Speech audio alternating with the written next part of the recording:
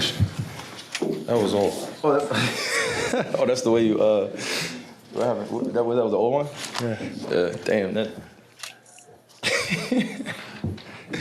Kyrie, how much fun did you guys have out there tonight, and how were you able to pull that one out? I think it was fun once the game ended. You know, it was so many high emotions going out there, and I mean, being down 17 in a closeout game isn't a position you want to be in, but that's where we found ourselves. So we had to respond the way we've been responding all season, just playing hard-nosed basketball on the defensive end and getting out in transition and just trusting that our pace will get us back in the game. So definitely feels good to get the series done, and you know, now we can reflect on and see how we improved as players and as a team and as coaching staff and as organization. So I'm appreciative of it. What can you say about PJ? He was scoreless through the first 3 quarters, and then 9 points there in the fourth Yeah, I don't quarter. think I don't think it mattered to PJ too much. I think he was just waiting for his moment, and he's played well majority of the series. So we had some confidence in him that eventually he would make some big time shots, and grateful that he knocked them down, man. That's just pure confidence and belief. This question is for both of you. You guys have been down before in the Clippers series, and now tonight. Just what makes this group so resilient that you're able to come back and overcome a large deficit? I think we just stay together. We always talk on the bench, staying together, positive energy, and today was a pure example of it. Yeah, I agree. Yeah, it's good. Good answer. Question for Kyrie. End of the game, you finish up your ESPN interview. You give your shoes to the fan. I think you got your dart and you're walking off. All the fans are surrounding you, phones out, cheering you on. I'm just curious, how special are those moments to you in your career? I mean, you know, just that whole walk-off, you know, hugging my family and then going and hugging some more of my family in the locker room, everybody cheering for each other. And I had to make an impromptu speech, and I was doing my best not to let some tears come down from my eyes because it feels like it's been a long time coming, just being back in this position, getting back to the, finals or the conference finals. It was just a long way back, you know, and I look back at parts of my career where I took it for granted, just getting to the conference finals, for 3 years straight, and then not getting back for a little bit, you know, to weigh on you as a competitor. So I'm grateful that I had these guys beside me and kept feeding me confidence and, kept doing the little things for one another. And I think that's what, made the celebration feel that much better. So when I get a chance to hug on my family after the game, and you just realize that it is just a game. It means a lot to us. We all love it, and that's the connector. But once the buzzer goes off, then we're back to regular life, and we can still celebrate the things that we're accomplishing. For either or both of you guys, but you guys have been talking about Derek Lively, all season, how impressed you are with him. Has he ever stopped impressing you, especially on a night like tonight? No, it was amazing. I see here plus 25, 26. In a playoff game, it's insane, man. He's doing this while being a rookie. He has an unbelievable potential. I'm just glad the Mavs drafted him. Very happy. No. Duke. In the series win as well. Every other day or so, you're tweeting out, tribes stay together no matter what, and that's a message that resonates even outside of basketball. What would you say to those young kids that are trying to find their tribe and, how to do that importantly? I would say, when I tweet those things, it's not just for, basketball fandom or just my family at home or family internationally. I think it's just for humanity in general. And I know how big this platform is. I don't say this arrogantly, but I know how big my presence is alongside my teammates whenever we go out and represent our respective countries, our ethnicities, our nationalities, our cultures. We're bigger than basketball players here. We understand that. But when we go out and compete, whether we win or lose, people take those emotions home with them. And so I just try my best to send out a peaceful tweet to let everybody know, just don't panic, stay poised, and we'll get back on the winning track. And when I say winning track as well, applied to basketball, I'm really applying to life. Just stay together, keep seeking the truth, and keep God first. That's always been the mentality. So I love to share that, especially through a tough series like this where everybody's wondering, what are these tweets coming from? What are they about? And, some people are going to dissect them, but it's really just about the young kids at home understanding that they have an older generational leader that's looking out for them and letting them know, hey, this is bigger than the game itself. Just stay together, stay poised, and keep enjoying life, man. The game goes on. Well, Luka, if you got that mic fixed, The long answer. could you the rebounding was awesome, and generally speaking, but in particular the offensive rebound PJ got, and I think he kicked it out to you. Just talk about hitting the 27 second chance points and all. There's the huge rebound.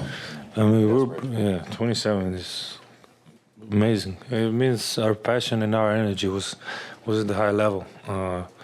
Everybody was concentrated. We said at the halftime we're not going back to OKC, so that's what we did. We stayed together, as I always say, and playing with energy. That rebound, the PJ guy, I remember. And then I draw and he hit the three. It was a huge moment in the game. It was a momentum change, and it was very, very huge at the end of the game.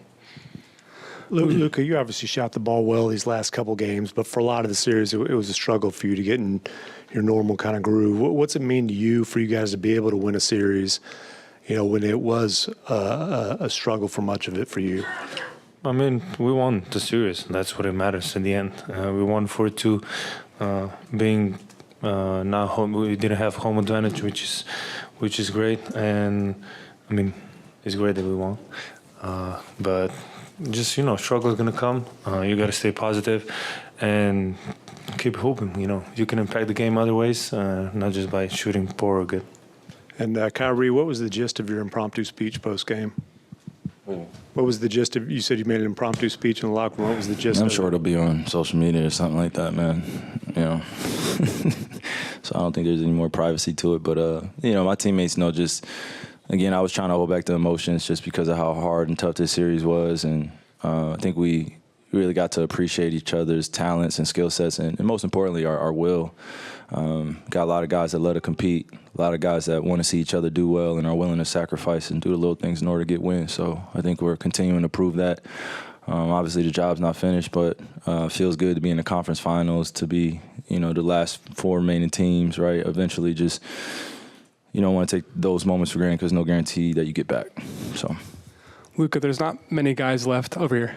There's not many guys left on the roster that was with you the last time you made this stage. They go out last year and get Kyrie.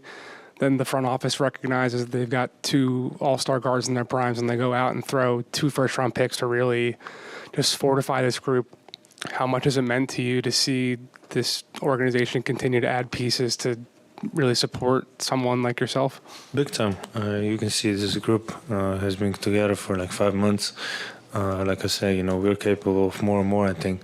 But just a big time trades, big time adjustment, and keep bringing them. I mean, whatever. I'm tired, man. So this is a question for both of y'all, Luka, Kyrie. Y'all saw the doubters that were saying that y'all wouldn't work. Kyrie, a couple months ago, you talked about the D grade that ESPN gave y'all. Could y'all talk about just... D? Yeah, they gave him a D rating for the trade from the Nets. So could y'all... Hey, man. Yeah, I wanted to ask y'all how... Starting to All-Star game to being How does it feel to prove the doubters wrong? I don't think we care. We enjoy playing with each other. We enjoy playing with this team, so we don't really care what other people have to say. Along those same lines, Luka, as a brother and as a teammate, what does Kyrie mean to you? Kyrie, as a teammate and a brother, what does Luka mean to you? We're getting emotional now. Like, you don't talk about it. Go ahead, man. Yeah, because you get the long speeches. Big time, man. When he came, nothing but supportive of everything I did, everything we did. But just it helped me mature a lot. I realized to see the game in a different way. And obviously in the court, it's amazing to play with a guy like him. Like I said, just go out there, enjoy. And the leader he's been for us, not just for me, but for us, he's been amazing. Always positive energy. Yeah, I just think this guy next to me has pushed me to continue to work on my game and continue to develop as a young leader. And I think the big word that we both can agree on is just maturity. Coming into Dallas, I was dealing with a lot mentally, spiritually, emotionally, and they embraced me with open arms. You know, I don't have a perfect journey, so coming into this environment, I was unsure how we were going to work out on the court, but off the court, I knew eventually that I would get him to open up. This guy's a big teddy bear at times off the court, big competitor. Okay, I'll say a teddy bear that likes to compete. You know, he's still ducking me in dominoes, but, you know, I think at times, you know, I just have to sit back and marvel at his talent and his ability to get outside his comfort zone. And, you know, I enjoy watching him be a father. I enjoy watching him, you know, develop as a person first, and then the basketball stuff will take care of it. We all know how skilled he is. We all know his numbers and stuff like that. But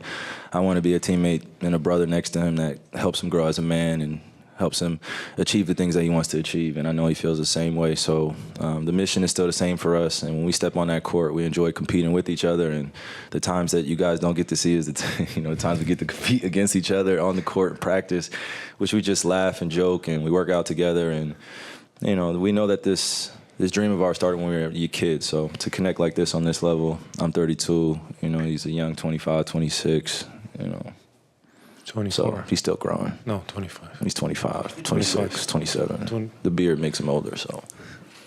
But no, he's just a good kid, man. Good human being, good young man. Luka, I wonder if there's anything that you could have maybe taken from the 2022 run, because when you guys reached the conference finals, it had been the first time for the franchise in 11 years. It seemed like there was a sense of happy to be here. Do you think there's anything that maybe you can take from, and that is a bigger stage, from playing in that conference finals that you can use this time around? I mean, yeah. I mean, we played the Warriors, I remember. That was tough. That was a tough run. I think we could have won the game 2 there. We kind of got out of our way. You know, we kind of relaxed. But it was tough playing against the Warriors, always on the move. But always say think in the present, you know. Don't think in the past. So today is about today's game, and tomorrow we'll think about conference finals when we know who we play. But today, I think we should all enjoy it because this was, I would say, really hard series. Good. Kyrie, I know you talked a little bit to Tim about, you know, your place and your generation, how you're one of the last stars left in the playoffs. For Luka to now be in 2 conference finals in 3 years. I'm old. What does it say about his place in this generation, this new generation? Luka? Yeah. I mean, I talked about it, just this younger generation and, you know, how they have no fear. You know, they don't see the OG superstars as guys that they look up to as much anymore. They want to kill our records. They want to kill us every time they get on the court. And that was the first thing I noticed about Luka is that he just had no fear going against the best of the world, and he always walks around like he's the best player in the world. And I think that's the confidence of a champion. That's where it starts. And you know, we want to continue to. Hey, it's okay, Elo. You know, we just want to continue to give each other that confidence, and you know, as we watch them grow, just give them that grace. You know, they're going to make mistakes. They're going to fail at the biggest stage. He's done that already, making it to Western Conference Finals, and now he has a veteran next to him, a few veterans next to him. It's a different run. I think that team in 2022, I have a lot of respect for that team. They were happy to be there, but I think he knows our approach is job's not finished, and we got to get back to work after we get rest, and we got to get back on that court. You know, continue to condition ourselves mentally and physically and just get prepared. So we know the goal that we have at hand. We don't have to overspeak it, but we know how to put it into existence, and that's just putting in the work.